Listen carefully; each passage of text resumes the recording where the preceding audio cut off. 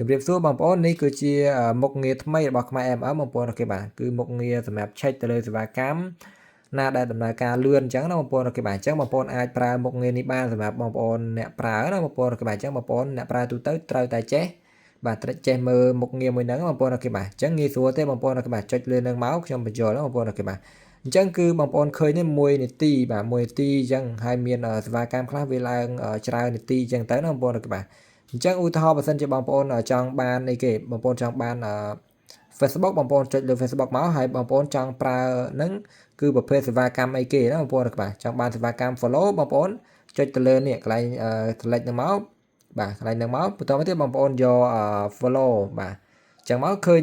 នេះបងប្អូនបាទឃើញនេះបងប្អូនបាទសេវាកម្មណាដែលដំណើរការលឿនខ្លះបងប្អូនបាទអញ្ចឹងបងប្អូនអាចរើមើលតាមនឹងអញ្ចឹងណាបងប្អូនបាទឧទាហរណ៍បើសិនជាចង់បានអីគេ view បងប្អូនបាទអញ្ចឹងបងប្អូនអាចមើលបានថាសេវាកម្មណាវាដំណើរការគ្រាន់លឿនគួរសមអីចឹងទៅបងប្អូនអាចរើមើលតាមនឹងអញ្ចឹងណាបងប្អូនបាទហើយបើសិនជាចង់ប្រើសេវាកម្មហ្នឹងអាចចុច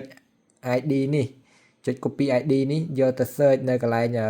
ប្រអប់ search នេះក៏បានដែរអញ្ចឹងណាបងប្អូនគេបាទនេះ pass អញ្ចឹងមកវាឃើញនឹងសេវាកម្មនៅខាងលើគេហ្នឹងបងប្អូនគេបាទតែបើសិនជាអត់ទេបងប្អូនអាចចុចទៅលើសេវាកម្មនឹងកន្លែង AI recommend នេះមកហើយបងប្អូនចុចកន្លែង order នេះមកគឺយើងអាចចុចបញ្ជាទិញទៅលើសេវាកម្មនេះបានហើយណាបងប្អូនបាទវានឹង link ចូលតែម្ដងណាបងប្អូនបាទអញ្ចឹងបងប្អូនឃើញណាបងប្អូនបាទនេះ